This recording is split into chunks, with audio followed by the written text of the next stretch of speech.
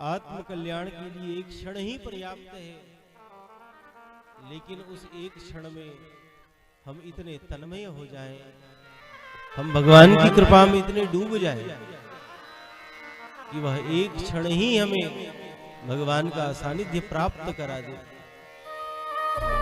भगवान का प्रेम, भगवान की कृपा हमें प्राप्त करा दे, वह एक ही क्षण। एक बार श्री नारद जी महाराज जो हैं वह घूमते हुए जा रहे थे। एक भगवान का भक्त मिला और उसने नारद जी को प्रणाम किया। ये गुरुदेव, आप तो बैकुंठ जाते आते रहते हैं भगवान नारायण के पास में, इसलिए हे गुरुदेव आपके चरणों में एक निवेदन है, जब आप भगवान बैकुंठ नाथ के पास में जाना तो आप यह निवेदन करना हमारी तरफ से कि हमें उन भगवान बैकुंठ नाथ का दर्शन कब प्राप्त होगा। क्या उन प्रभु का हमें दर्शन मिलेगा, और मिलेगा तो कब मिलेगा, यह आप भगवान नारायण से आप पूछ करके आना। नारद जी महाराज चले गए और नारद जी महाराज जब बैकुंठ में गए, नारद जी ने भगवान नारायण को प्रणाम किया और पूछा कि हे प्रभु, मृत्युलोक में एक आपका भक्त है, आपका भजन कर रहा है, और उसने पूछा है कि हमें भगवान नारायण का दर्शन कब प्राप्त होगा। भगवान ने कहा कि हे नारद जी, वह जिस निष्ठा से भजन कर रहा है उसको हमारे स्वरूप का दर्शन प्राप्त होने में 7 जन्म लग जाएंगे।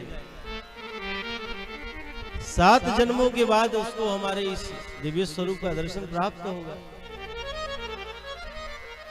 नारद जी महाराज चले आए और पुनः जब नारद जी घूमते हुए पृथ्वी पर आए, वह भक्त उसने देखा नारद जी को, चरणों में प्रणाम किया और फिर वही प्रश्न किया कि गुरुदेव, आप क्या भगवान नारायण के पास गए थे?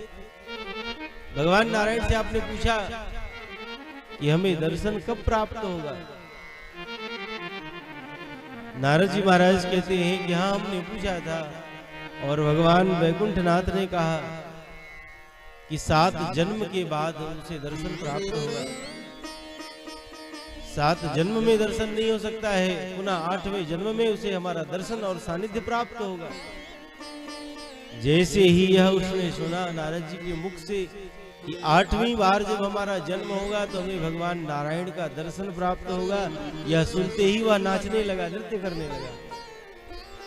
उसके रोम रोम महाराज प्रफुल्लित हो गए, नेत्रों से अश्रुपात होने लगा, नाचने लगा कि 8वें जन्म में हमें भगवान चतुर्भुज नारायण का दर्शन होगा।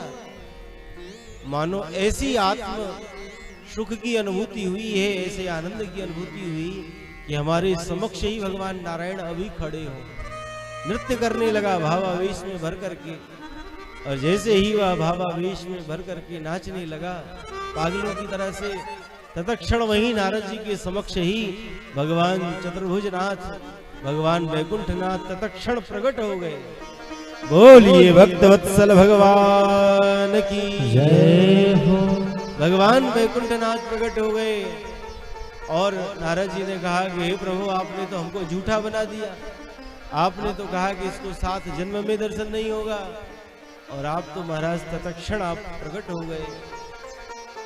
कहते हैं भगवान नारायण, ये नारद जी जिस भाव से, जिस निष्ठा से यह हमारा भजन कर रहा था, इसको हमारे रूप का दर्शन प्राप्त होने में 7 जन्म लग जाते, लेकिन जब आपने कहा कि 8वें जन्म में तुमको दर्शन होगा, उस समय इसको इतना भावावेश आया, ऐसे इसके भीतर से भाव प्रकट हुए कि मैं स्वयं को रोक नहीं सका, और मैंने प्रत्यक्ष प्रकट होकर के इसे दर्शन प्रदान कर दिया।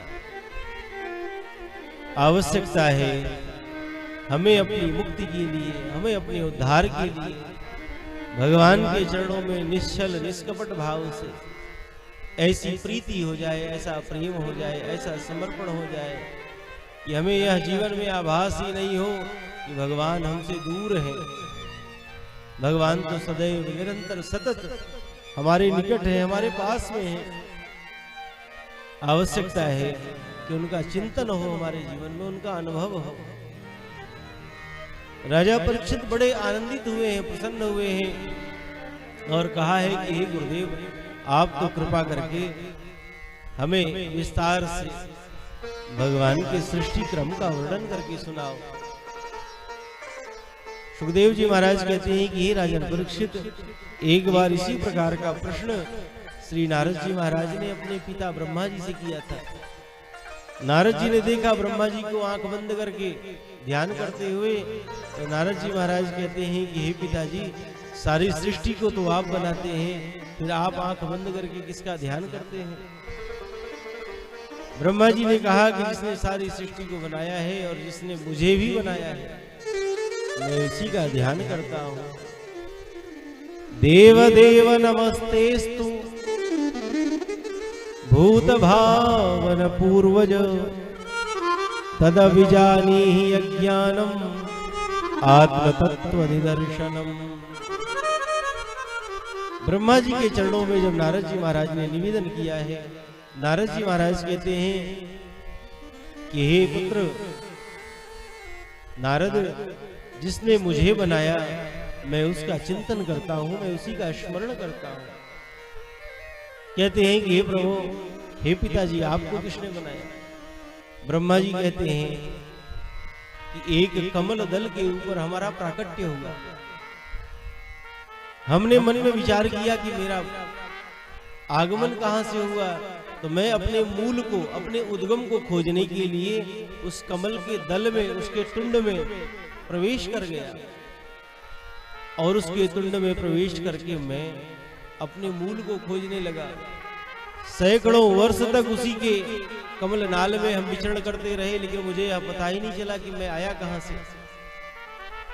जब मुझे इसका बोध नहीं हुआ, उसी समय आकाशवाणी हुई है, सचिंतयन् द्वयक्षरमेक कदाम्भ सुपाषणोद्विगर्दितवचो विभुः अस्पर्शेषु यत्षोडशमेकविंशं निष्किञ्चनानां नृपयत्।